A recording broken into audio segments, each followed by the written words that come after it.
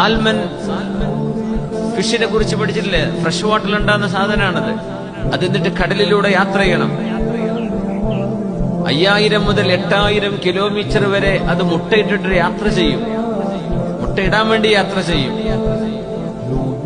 എന്നിട്ട് മുട്ടയിട്ടതിന് ശേഷം അവകൾ തിരിച്ചു പോരും. കടലിലേക്ക് സന്ധിക്കുന്ന നദികളിലൂടെ കയറി ചെന്ന് കല്ലിനിടയിലും മറ്റും തലയടിച്ചിട്ട് അവകൾ ചത്തുപോവുകയും ചെയ്യും. പ്രസവിച്ചതിന് ശേഷം ഈ കുഞ്ഞുങ്ങൾ ഉമ്മ പ്രസവിച്ചു കഴിഞ്ഞാൽ എവിടെ നിന്നാണോ ഉമ്മമാരെ യാത്ര ചെയ്തത് അവിടത്തേക്ക് കുഞ്ഞുങ്ങൾ വലുതായിട്ട് തിരിച്ച് യാത്ര ചെയ്യും. ഒരു GPS ഇല്ല. ആരാ പറഞ്ഞു കൊടുക്കുന്നത്? കടലിലൊക്കെ എത്തിയ നമുക്ക് 2 കിലോമീറ്റർ പോയ എവിടെ കിഴക്ക് പിടിഞ്ഞാൽ നമുക്ക് തിരിയില്ല. ഈ ജന്തുജാല അത്ഭുതമാണ്. മനുഷ്യരെ കുറിച്ച് പഠിച്ചു. ഇവകൾ മൈഗ്രേറ്റ് ചെയ്യാണെന്ന് വെച്ചാൽ മൈഗ്രേഷൻ ആണോ? ആണ്. അല്ലേ? അല്ല. കാരണം അവർ പെർമനന്റ് സെറ്റിൽമെന്റ് അല്ല അത്. ആ കുഞ്ഞുങ്ങൾ വളരുന്നതോടുകൂടെ അവകൾ തൽസ്ഥാനത്തേക്ക് തിരിച്ച് യാത്ര ചെയ്യാം.